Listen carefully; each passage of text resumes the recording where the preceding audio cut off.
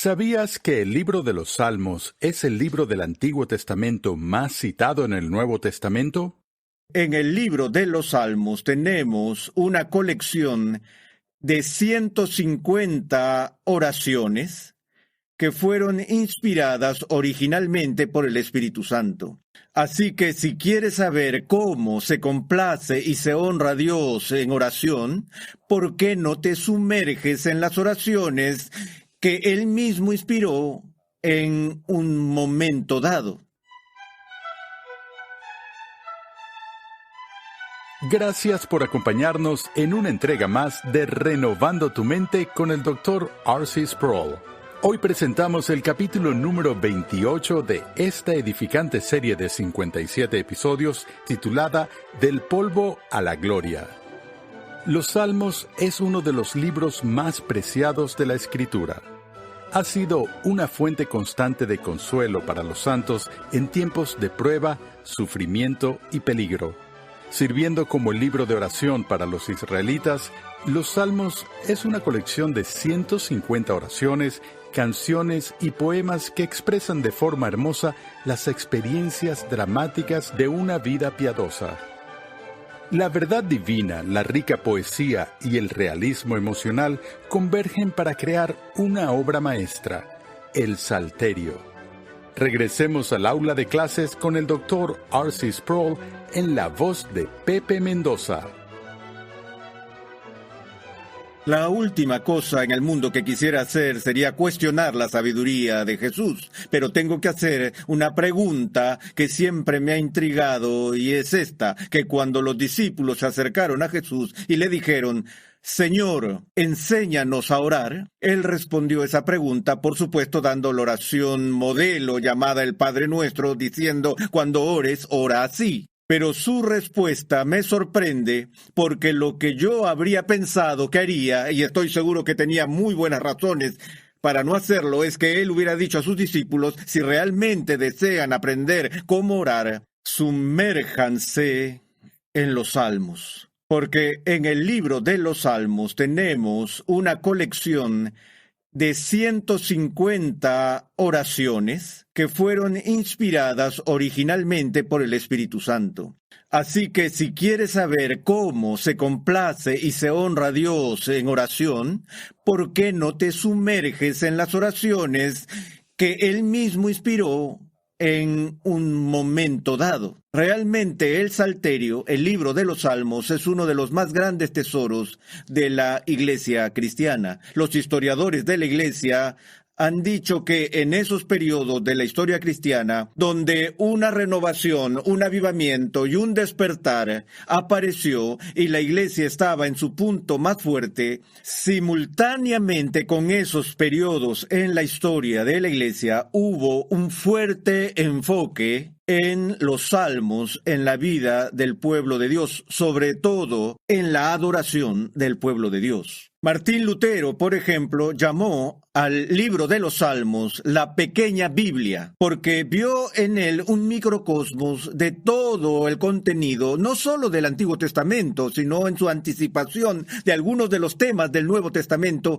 que estaban ocultos, por así decirlo, dentro de ese cuerpo de literatura. El libro de los Salmos es el libro del Antiguo Testamento más citado en el Nuevo Testamento y es muy rico en su variedad de contenido y temas. Ahora, históricamente, en la vida de la Iglesia, cuando hablamos de la oración, con frecuencia hemos hecho uso del acróstico ACTS, casa en español, como una guía para esos elementos esenciales de la oración que debemos incluir cuando venimos delante del Padre. Lo he encontrado muy útil, ya que la tendencia es que cuando vamos a orar nos pasamos todo el tiempo suplicando, diciéndole a Dios lo que queremos de Él, expresando nuestras necesidades, nuestros sentimientos y cosas así delante de Él. Tenemos una tendencia a saltar los asuntos más importantes de la oración. Y este pequeño acróstico sirve para recordarme, por lo menos, de otros elementos cruciales en la oración, siendo el primero la adoración. Ahora, menciono esto por la razón de que voy a dar 4 elementos de la oración, pero cuando nos fijamos en el libro de los Salmos, los estudiosos históricamente han visto el salterio y han designado varios tipos o grupos distintos de salmos. Y por supuesto, ese listado es de más de 4 en número, pero quiero ver algunos de los paralelismos entre este acróstico y esas distinciones de clasificación que hacemos en el libro de los Salmos. La C en la palabra casa, al igual que en la palabra inglesa acts, es la palabra confesión. La A representa la acción de gracias y la S la súplica. El apóstol en el Nuevo Testamento nos dice que debemos hacer nuestras peticiones ante Dios siempre con acción de gracias, para que la expresión de un corazón agradecido sea parte integral de la respuesta correcta del pueblo de Dios a Él en oración. Y por supuesto, todas nuestras oraciones en algún punto deben incluir el elemento de la confesión de nuestros pecados. Ahora, como dije, cuando leemos los salmos, a veces casi me siento culpable porque tengo la sensación de que estoy escuchando a escondidas a un santo durante una conversación personal con Dios. Pero a pesar de que los salmos en su mayor parte fueron escritos por personas como David y reflejan el sentido más profundo de la expresión personal de entrega, adoración y acción de gracias y alabanza y todo lo que involucra, también tenemos que entender que la función de los salmos era corporativa en la historia de Israel. En el verdadero sentido, el libro de los salmos era el himnario de Israel, o fue llamado libro de oraciones para el pueblo del pacto de Dios. Pero veamos ahora por un momento algunos de los diversos tipos de salmos que se designan en el libro de los salmos. Como dije, tenemos la palabra adoración al comienzo de nuestro acróstico, y cuando los estudiosos diferencian entre los distintos géneros encontrados en los salmos, uno de los elementos más importantes podría encontrarse en lo que se conoce como salmos de alabanza. La alabanza es un elemento importante de los salmos, y si recuerdas, en el Antiguo Testamento, el punto esencial de la adoración era ofrecer un sacrificio a Dios, pero el sacrificio mayor que Dios deseaba era el sacrificio de alabanza. Así que si quieres aprender a alabar a Dios correctamente, cómo expresar tu sentido de reverencia y temor y adoración ante Él, de nuevo, sumérjanse en los salmos. Salmo 8 empieza, por ejemplo: Oh Señor, Señor nuestro, cuán excelente, o en nuestra traducción, cuán glorioso es tu nombre en toda la tierra. Y en otro lugar leemos: te alabaré de todo corazón. Salmo 150, todo lo que respira, alabe al Señor. Una vez más, la idea de que Dios ha establecido su gloria y la puso arriba en los cielos, y que por esta razón es muy digno de ser alabado, resuena en todo el libro de los Salmos. Una segunda clasificación que encontramos es la clasificación que habla de los salmos de sabiduría. Ahora, ustedes recuerdan que en nuestro último segmento hicimos una distinción entre la literatura de sabiduría y la literatura poética. Ahora, los salmos caen en ambas categorías. El libro de los salmos es tanto sabiduría como poesía. Y así hay varios salmos en el libro de los salmos que nos instruyen en los caminos de la sabiduría, y obviamente el más conocido de ellos es el primer salmo, que pronuncia la bendición de Dios sobre la persona sabia. Cuán bienaventurado es el hombre que no anda en el consejo de los impíos, ni se detiene en el camino de los pecadores, ni se siente en la silla de los escarnecedores, sino que en la ley del Señor está su deleite, y en su ley medita de día y de noche. Y se dice del hombre sabio en Salmo 1, que será como árbol plantado junto a corrientes de agua fresca, que da su fruto a su tiempo.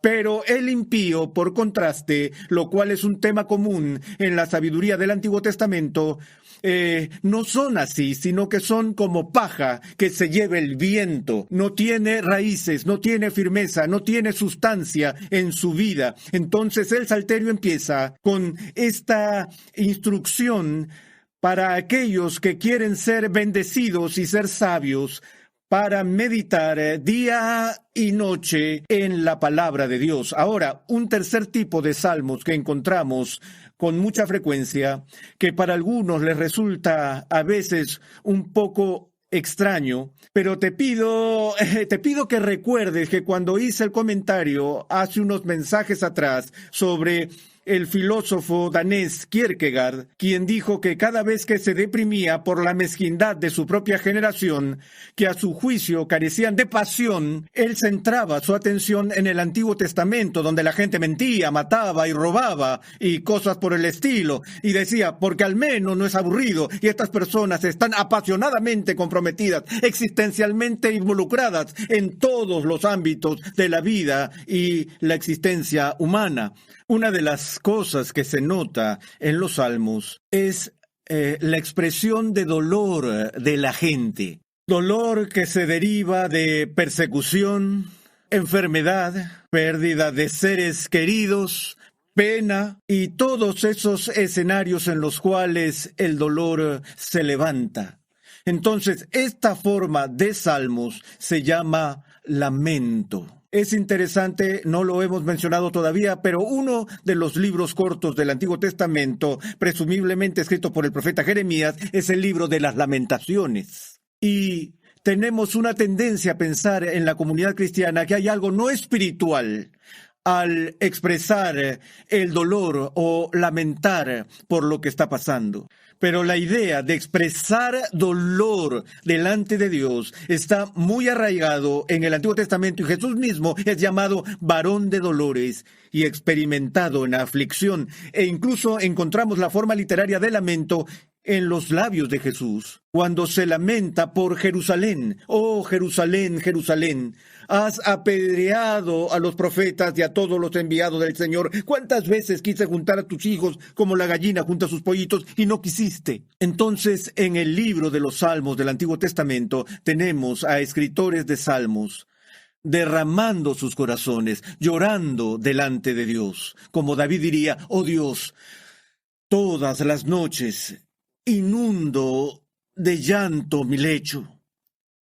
Y encontramos este tipo de salmos repetidamente en el Antiguo Testamento. De hecho, me gustaría dar solo un ejemplo de ello en el Salmo 102. Salmo 102 se titula Oración de un afligido. Oh Señor, escucha mi oración y llegue a ti mi clamor.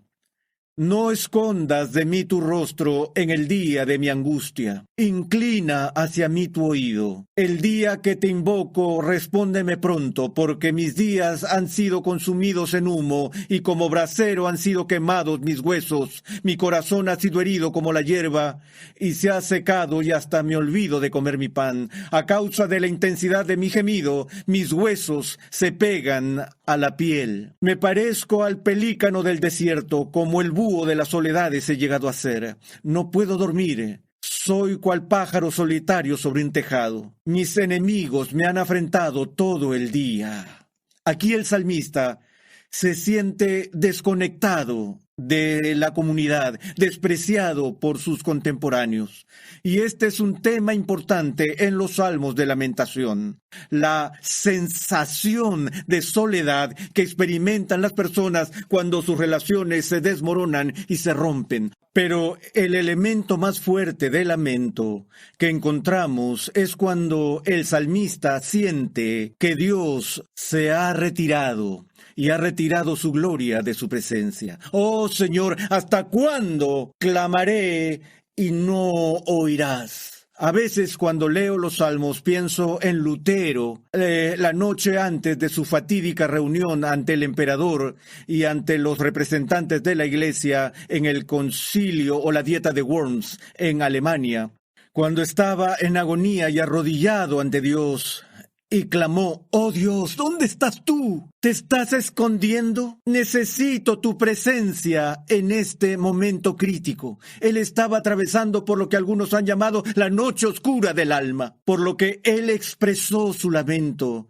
ante el Señor, y al final de su oración se levantó de sus rodillas, refrescado en su espíritu y alentado en su fe y preparado para resistir al mundo por la causa de Cristo. Y uno incluso puede percibir mientras lee la oración de Lutero que el mismo Lutero había sido sumergido en los Salmos.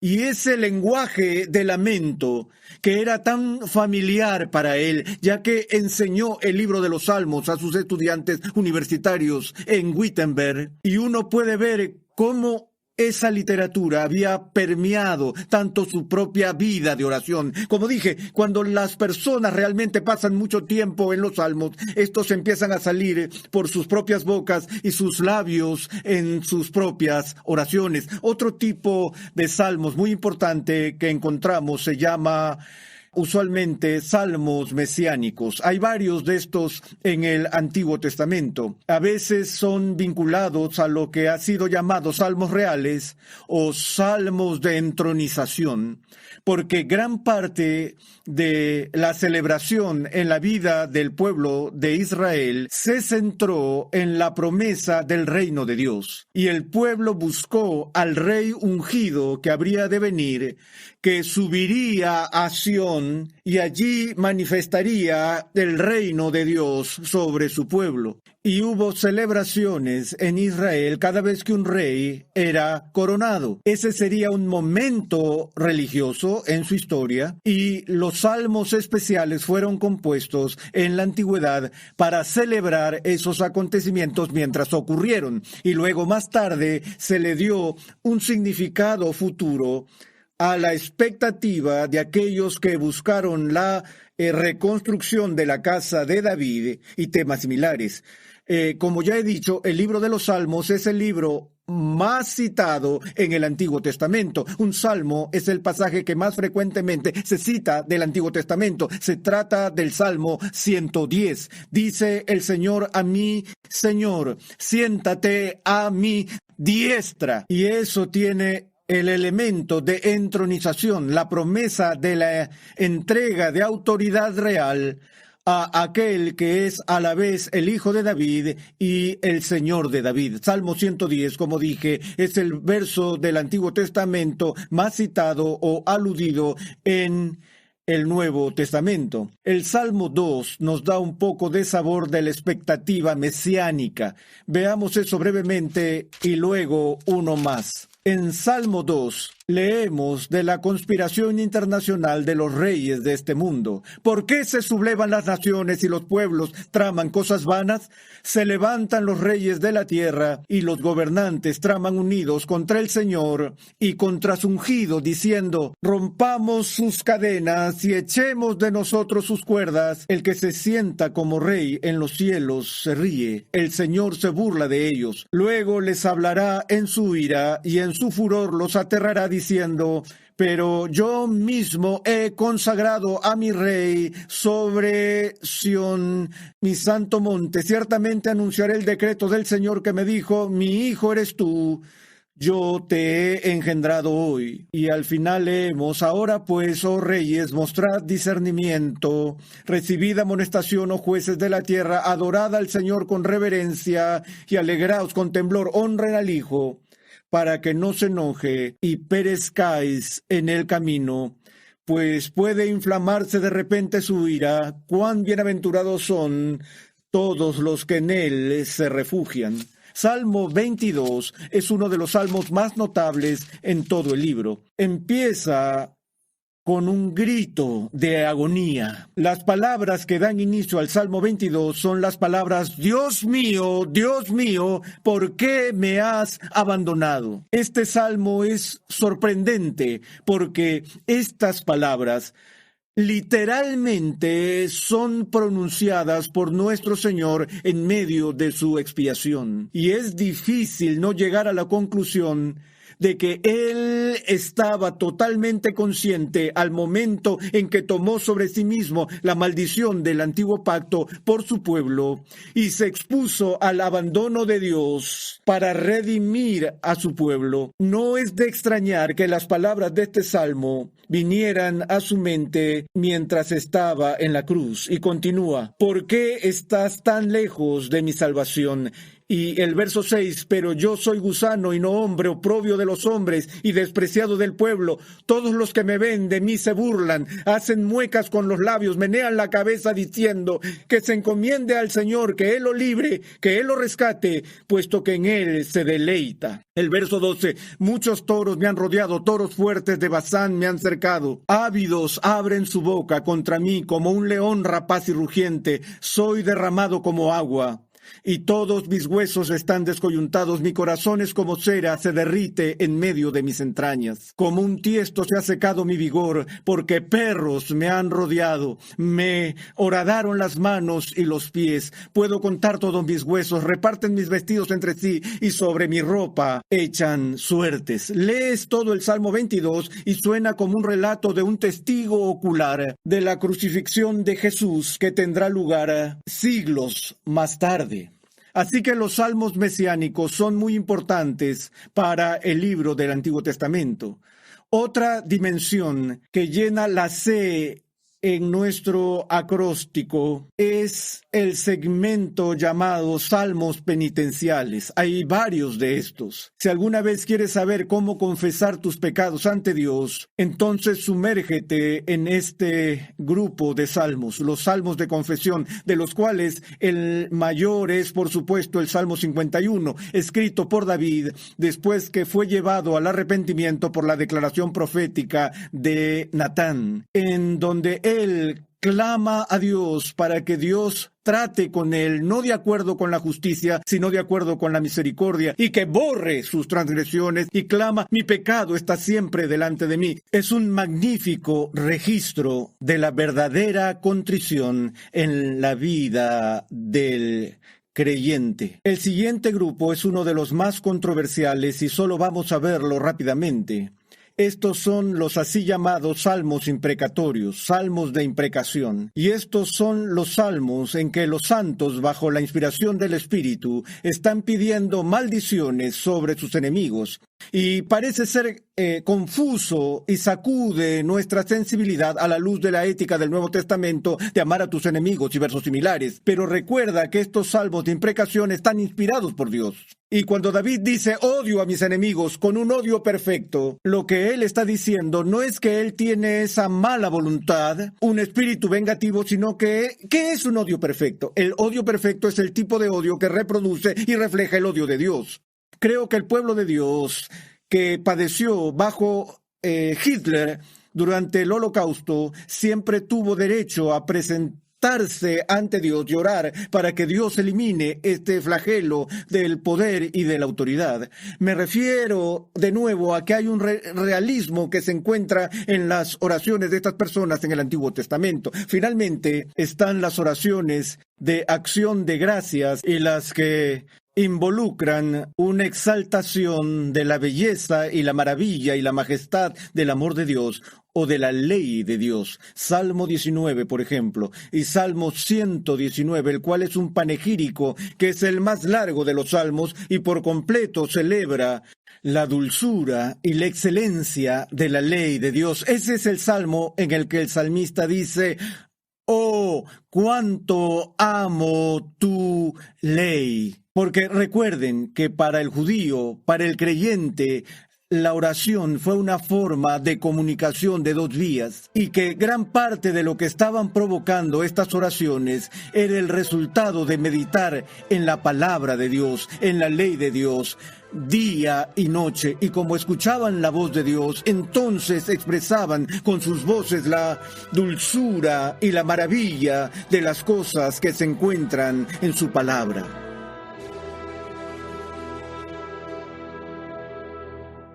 En este episodio, hemos visto que el libro de los Salmos es uno de los mayores tesoros de la Iglesia cristiana, una colección de 150 oraciones inspiradas directamente por el Espíritu Santo.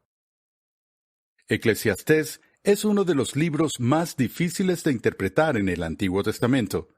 En la siguiente entrega de esta edificante serie, el Dr. Sproul nos enseñará a identificar algunas de las características literarias de este libro tan enigmático para muchas personas.